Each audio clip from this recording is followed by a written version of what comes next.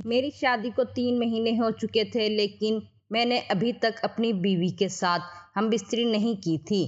لیکن اب میں اپنا پورا حق لینا چاہتا تھا، تو ایک رات میں اپنی بیوی کے قریب ہو گیا اور اس کے میری جوانی اس ٹائم عروج پر تھی۔ میں جب بھی کسی شادی شدہ جوڑے کو دیکھتی تو مجھے خود پر کنٹرول کرنا مشکل ہو جاتا تھا۔ مجھے بھی شادی کا بہت شوق تھا۔ جب میرے بھائی کی شادی ہوئی تھی اور میری بھابھی روز بھائی کے کمرے سے نکلتی تو اس کے بھیگے بال دیکھ کر میں مرنے والی ہو جاتی تھی۔ میں بالغ تھی، شادی پر میرا بھی حق تھا۔ پہلے تو میری ماں میری شادی پر راضی نہیں تھی۔ میری ماں کہتی تھی تمہاری عمر ابھی اتنی زیادہ نہیں ہے، لیکن میرے بار بار ضد اور اصرار پر وہ مان گئی، اور آج وہ خوشی کا دن میری زندگی میں آ چکا تھا۔ میں سہاگ رات والے دن اپنے بیڈ پر بیٹھی اپنے شوہر کا انتظار کر رہی تھی۔ آدھی رات کو جب میرے شوہر میرے کمرے میں آئے تو میرا دل مچلنے لگا، کیونکہ آج میری دلی خواہش پوری ہونے والی تھی۔ میرے شوہر نے مجھے کپڑے بدلنے کا کہا۔ میں نے جلدی سے کپڑے بدلے، لیکن جب کمرے میں آئی تو میں حیران تھی، کیونکہ میرا شوہر تو سو گیا تھا۔ اب روز ہی ایسا ہوتا تھا، میں جب بھی اپنی خواہش کا اظہار کرتی تو میرا شوہر سو جایا کرتا تھا۔ ایک رات مجھ سے برداشت نہ ہوا تو میں خود ہی شوہر کے پاس چلی گئی اور ہاتھ پکڑ کر، میرا نام نشا ہے، میں اب جوان ہو چکی تھی، میری اماں مجھ سے بہت محبت کرتی تھیں، مجھے شادی کرنی تھی، لیکن وہ شادی کے لیے نہیں مان رہی تھیں، جبکہ میرے اندر وہ خواہشات بہت زیادہ جنم لے چکی تھیں، جو کہ میں ڈراموں اور رومانٹک سین دیکھتے ہوئے اپنے آپ کو ان جذبات تک لے آئی تھی۔ میرا سارا وجود پسینے سے شرابور ہو جاتا اور یہ خواہش سر اٹھانے لگتی کہ میری زندگی میں بھی کوئی احساسات ہوں، جو مجھ سے پیار کرے، جو مجھے سمجھے، جس کو میری ضرورت ہو۔ نہ جانے کیوں میرے رشتے میں اتنی رکاوٹیں آتی کہ کہیں بھی رشتہ نہیں ہوتا تھا۔ پھر ایک دن میں نے اس بات پر اس قدر ضد کی کہ میری ماں حیران رہ گئی، کہنے لگی عجیب لڑکی ہو، شادی میں اتنا اتاولا کون ہوتا ہے، کچھ ہوش کے ناخن لو، تم لڑکی ہو، لڑکا نہیں، لوگ سنیں گے تو کیا کہیں گے۔ لیکن مجھے تو کسی بات کی پرواہ نہیں تھی، مجھے کسی کی نہیں سننی تھی، مجھے تو بس شادی کرنی تھی۔ اماں کہنے لگی تمہاری یہ آزاد خیال سوچ تمہارے سسرال میں تمہیں گزارا نہیں کرنے دے گی، اپنی زبان کو لگام دیا کرو، ایسے لوگ تمہیں بد کردار سمجھیں گے۔ اماں دن بھر مجھ سے یہ باتیں سمجھاتی، لیکن میرے دل کا کیا کرتی۔ رات ہوتے ہی دل ہچکولے کھانے لگتا، بھائی اور بھابھی کے کمرے کا دروازہ بند دیکھتی تو دماغ میں طرح طرح کے برے خیال آتے۔ کبھی کبھی تو سوچتی کیوں نہ کسی روز کھڑکی کے پاس جا کر اندر کا نظارہ دیکھوں، کیونکہ میں نے اکثر صبح بھابھی کو بہت خوش اور مسکراتے ہوئے دیکھا تھا۔ ان کے بھیگے ہوئے بال جب ان کی کمر پر دیکھتی اور بھائی پیچھے سے انہیں محبت بھری نظروں سے دیکھتے تو دل اور ڈوبنے لگتا۔ میں خوشی سے اس سارے منظر کو دیکھ کر عجیب ہی لطف محسوس کرتی تھی اور مستقبل کے خوبصورت خواب سجاتی تھی۔ میری شادی کا معاملہ ابھی تک اٹکا ہوا تھا، اسی وجہ سے بھائی نے بھی اپنی شادی کر لی۔ ان کا کہنا تھا کہ نشا کی نہ جانے کب شادی ہوگی، لوگ اسے دیکھ کر انکار کر دیتے ہیں، میں کب تک انتظار میں بیٹھوں گا۔ بھائی کھل کر اپنے جذبات کا اظہار کیا تو اماں نے میری بھابھی سے پسند کی شادی کر دی، لیکن جب یہی بات میں اماں سے کہتی تو وہ کہتی تمہیں کیا جلدی ہے، تمہیں کیا تکلیف ہے، لوگ مجھے عجیب نظروں سے دیکھتے ہیں، خواہ میری اماں ہی کیوں نہ ہو۔ 27 سال کی عمر میں تنہائی سے تنگ آ گئی تھی، میرا دل کرتا تھا کہ میں خود بھاگ کر کسی سے شادی کر لوں۔ ہر دوسرا لڑکا دیکھ کر میں کہتی کہ کاش یہ مجھ سے شادی کر لے۔ کچھ دنوں بعد رشتے کروانے والی آنٹی ایک رشتہ لے کر آئی، جسے دیکھنے کے بعد اماں کو کچھ مناسب لگا، کیونکہ لڑکے کے آگے پیچھے کوئی نہیں تھا، وہ اکیلا تھا، اس کے گھر والے گاؤں میں رہتے تھے، وہ لڑکا یہاں کمانے کی غرض سے آیا تھا اور یہیں شادی کر کے اپنا مستقبل سیٹ کرنا چاہتا تھا۔ اماں کہنے لگی نشا جیسی آزاد خیال لڑکی کے لیے یہ اچھا لڑکا ہے۔ ٹھیک ہے، جب میں نے سنا کہ لڑکے کے ساتھ کوئی بھی نہیں رہتا تو مجھے زیادہ اچھا محسوس ہوا۔ لڑکا ٹھیک ٹھاک تھا۔ جب اماں نے بھائی سے بات کی تو بھائی نے بھی تمام چھان بین کروائی اور وہ رشتہ ہمیں پسند آ گیا۔ شادی والے دن میرے شوہر کے گھر والے آئے تھے، لیکن وہ رخصتی کے بعد ہی واپس چلے گئے تھے اور شام کی ٹرین سے گھر لوٹ گئے تھے، کیونکہ میرے شوہر کا گھر بس ایک ہی کمرہ تھا اور انہوں نے اپنے گھر والوں کے رہنے کے لیے کوئی انتظام بھی نہیں کیا تھا۔ اس لیے جب میں انہیں اسٹیشن پر چھوڑ کر اپنے شوہر کے ہمراہ گھر واپس آئی تو دل میں بڑا سکون تھا، اور ساتھ جس بات کا شوق بھی ابھرا ہوا تھا وہ گھڑی آنے والی تھی جب مجھے میرے شوہر عثمان کا ساتھ نصیب ہونے والا تھا۔ میں بھی اپنی بھابھی کی طرح اگلی صبح مسکراتے ہوئے تیار ہونا چاہتی تھی، لیکن مجھے کیا معلوم تھا کہ عثمان میری خواہش پوری کرنے کی بجائے اپنا تکیہ لے کر صوفے پر چلا جائے گا۔ میں نے تو اپنی خاص تیاری بھی کی تھی، اپنا نائٹ ڈریس پہنا، پرفیوم لگایا۔ جب واش روم سے نکل کر کمرے میں پہنچی تو یہ دیکھ کر حیران تھی کہ وہ صوفے پر سو کر خراٹے لے رہا تھا۔ میرے سارے جذبات ایک دم ٹھنڈے پڑ چکے تھے، غصہ میرے دماغ پر سوار ہونے لگا۔ میں نے عثمان کو بلایا اور ذرا نرم لہجے سے میں نے ان سے کہا کہ آپ اس طرح صوفے پر کیسے سو گئے؟ کوئی اور لڑکی ہوتی تو شاید ایسے موقع پر خاموشی اختیار کر لیتی یا پھر شوہر کے جاگنے کا انتظار کرتی، لیکن میرا انداز ہمیشہ سے الگ ہی تھے اور پھر میرے جذبات ایسے آگ لگا رہے تھے کہ خاموش رہنا میرے اختیار میں نہیں تھا۔ اس لیے میں نے گہری نیند سے اس کو جگایا۔ کچھ دیر بعد وہ میری طرف دیکھتا رہا، پھر کہنے لگا، اگر میں نے اپنے جذبات تم پر نچھاور کر دیے نا تو تم برداشت نہیں کر پاؤ گی، اس لیے آرام سے بستر پر سو جاؤ۔ تم بھی تھک گئی ہوگی اور میں بھی تھک گیا ہوں، صبح اٹھ کے بات کرتے ہیں۔ میں اس طرح ان کو کروٹ بدلتے دیکھ کر اپنی آنکھیں بند کر لی۔ ان کی بات سن کر میں حیران تھی، اگر واقعی وہ اس قدر جذبات رکھتا ہے تو پھر سونے کی کیا ضرورت تھی؟ میں تو خود ان کے جذبات کی نظر ہونا چاہتی تھی، مگر ان کا انداز سخت دیکھ کر ان کو دوبارہ جگانے کی ہمت نہیں کی تھی۔ مجھے نیند کہاں آنی تھی؟ میں خاموشی سے اپنے بستر پر لیٹ گئی۔ اس رات کو تو میں نے کب سے انتظار کیا تھا۔ میں بس خاموشی سے لیٹے عثمان کو دیکھ رہی تھی۔ اس کے چوڑے وجود کو دیکھ کر دل میں عجیب سا خیال آ رہا تھا۔ دل تو چاہ رہا تھا خود ہی اپنی مرضی کر لوں۔ شوہر تھا میرا حق تھا، اس پر میرا دل اچھل کر باہر آ رہا تھا، لیکن میں خود کو سمجھا رہی تھی کہ وہ کیا سوچے گا کہ شادی کی پہلی رات میں کس قدر جذبات کا مظاہرہ کروں گی، تو کہیں میری بھابھی کی طرح وہ بھی مجھے بد کردار نہ کہتے۔ بس یہی سوچ کر میں کروٹ بدلتی رہ گئی اور پھر جب صبح ہوئی تو میرے اندر کی بے چینی مزید بڑھ گئی۔ صبح جب میں نے ان سے بات نہ کی تو وہ میرے پاس چلا آیا اور کہنے لگا، کیا بات ہے نشا، ناراض ہو؟ تو میں نے غصے کا اظہار کیا اور کہا کہ آپ نے ساری رات سو کر گزار دی، آپ کو ذرا بھی میری پرواہ نہیں ہے۔ نئی نویلی دلہن کو چھوڑ کر اس طرح صوفے پر کون سوتا ہے؟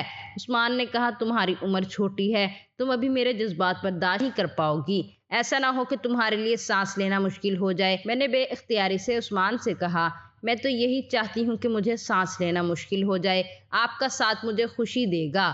میں چاہتی ہوں ہمارا رشتہ مضبوط ہو، ہمارے درمیان ازدواجی تعلق ہوں، ہمارے بچے ہوں، اس لیے آپ کو پہل کرنی ہوگی۔ میری بات سن کر عثمان مسکرایا اور کہا، یہ بس وقتی باتیں ہوتی ہیں، جس دن میں نے اپنے جذبات تم پر نچھاور کر دیے نا تو تمہارے لیے بہت مشکل ہو جائے گی۔ عثمان کی ایسی باتیں سن کر میں حیران ہو جاتی تھی۔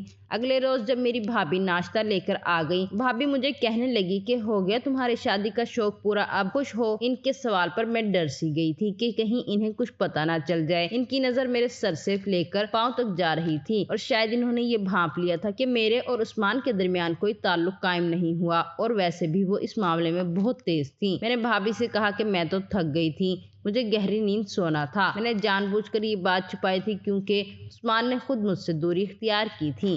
میں اپنی بھابھی کے سامنے شرمندہ نہیں ہونا چاہتی تھی۔ ناشتے کے بعد میرے بھائی مجھے گھر لے کر واپس آ گئے تھے۔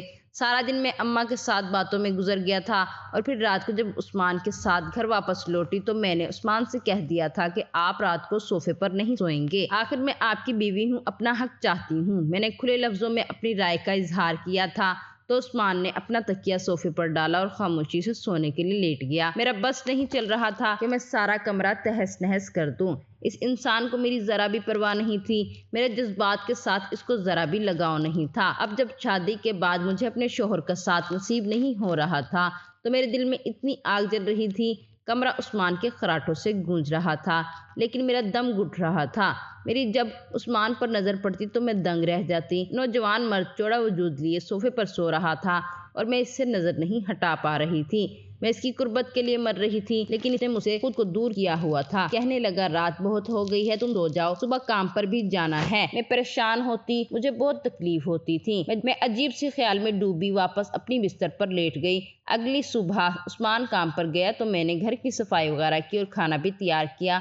سمجھ ہی نہیں آ رہا تھا کہ کیا کروں، اس معاملے میں کس سے بات کروں۔ نہ بھابھی سے کچھ کہہ سکتی تھی اور نہ ہی اماں سے کوئی بات کر سکتی تھی۔ پھر میں نے سوچا کہ عثمان سے ہی دو ٹوک بات کر لیتی ہوں، اس طرح زندگی گزارنے ممکن نہیں ہے۔ میں اپنی خواہش کو پورا کرنے کے لیے کسی غلط راستے کا انتخاب نہیں کرنا چاہتی تھی، اس لیے جب رات کو عثمان گھر لوٹا تو میں نے اسے اپنی پسند کا کھانا کھلایا، اپنی پسند کا لباس پہن کر دکھایا۔ اس لیے جب عثمان تکیہ اٹھا کر صوفے پر جانے لگا تو میں نے اس کا ہاتھ پکڑ لیا اور کہا کہ آج کی رات آپ صوفے پر نہیں سوئیں گے، آج آپ میرے ساتھ ہی سوئیں گے۔ پھر اس نے کہا دیکھ لو تم پھر وہی بات کر رہی ہو، میں تمہیں بار بار کہہ رہا ہوں کہ میرے جذبات کی شدت تم برداشت نہیں کر پاؤ گی۔ میں نے عثمان کو محبت سے دیکھا کہ میں آپ کے جذبات کی شدت کو دیکھنا چاہتی ہوں۔ میری بات سن کر وہ صوفے پر جانے کی بجائے وہ بیڈ پر لیٹ گئے۔ میں نے اپنے آپ کو تیار کیا، اچھا سا ڈریس پہنا، خوشبو لگائی اور بستر پر چلی گئی۔ کچھ دیر گزری، عثمان نے میری وہ خواہش پوری کر دی جس کے لیے میں تڑپ رہی تھی۔ وہ واقعی بہت جذبات رکھتے تھے اور ہم بستری کے وقت انہوں نے ثابت کر دیا تھا کہ ان جیسا کوئی بھی نہیں ہے، لیکن میں خود ہی ان کے جذبات کا انتظار کر رہی تھی، اس لیے میں خاموشی سے ان کو جذبات کو سہ رہی تھی اور ان کی قدرت پا کر ہی میرے اندر سکون اتر رہا تھا۔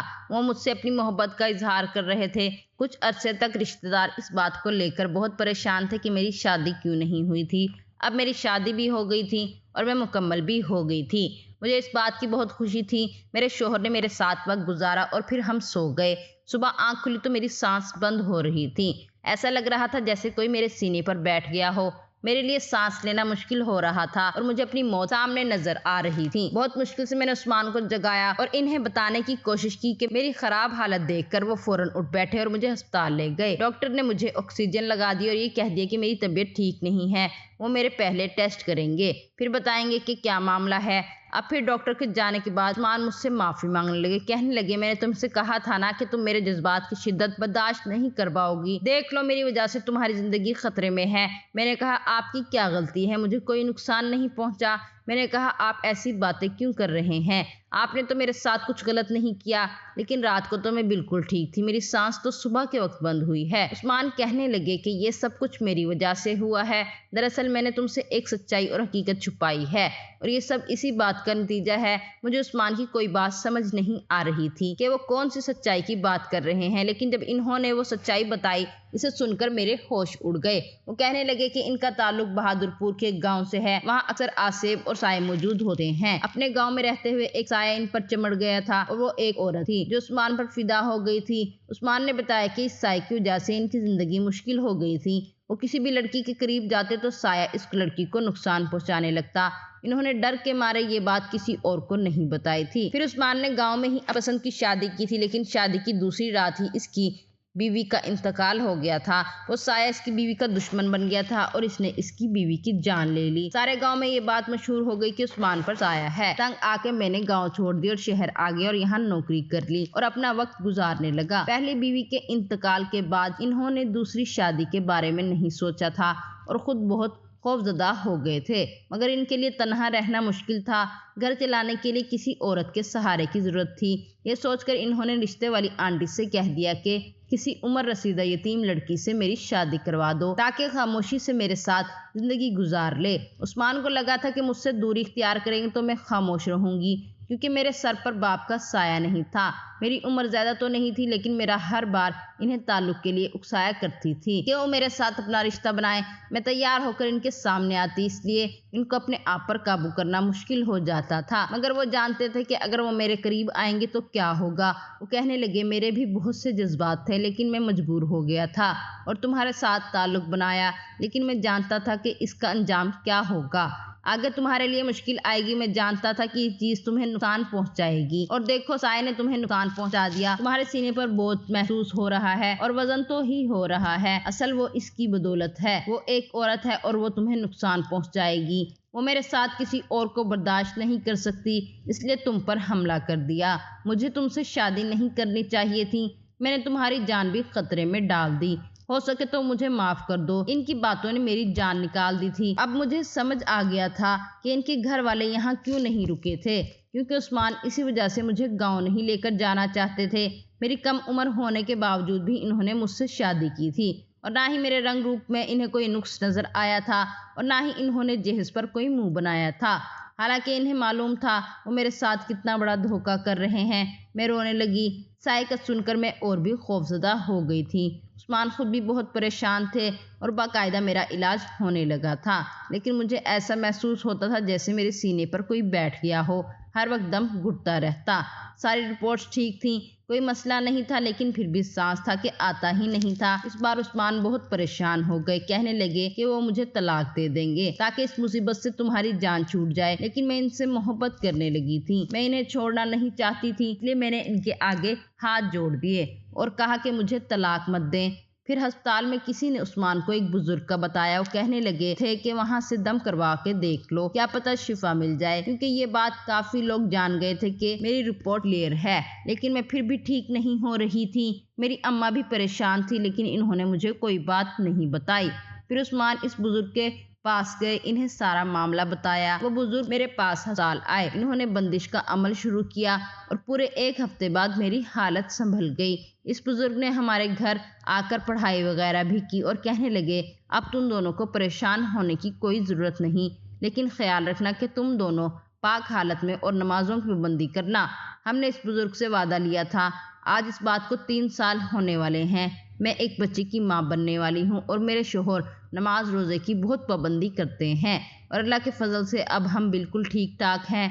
बहुत से लोग जिन्नात और भूत पर यकीन नहीं रखते, लेकिन आज भी गांव में ये चीज़ें बहुत आम हैं और ये चीज़ें बहुत नुकसानदेह होती हैं, इसलिए इलाज करवाना भी ज़रूरी है। उस्मान ने वक्त पर इलाज ना करवाकर अपनी पहली बीवी की मौत का बोझ उठाया था। वो तो शुक्र है कि सही वक्त पर बंदिश ख़त्म हो गई, वरना मेरी मौत भी हो जाती। आप लोग भी जिन्नात पर यकीन रखते हैं? क्या ये चीज़ नापाक लोगों के ऊपर आती है? अपनी राय का इजहार कमेंट सेक्शन में ज़रूर करें और अगर वीडियो अच्छी लगी है तो लाइक करें और चैनल को सब्सक्राइब करें। शुक्रिया।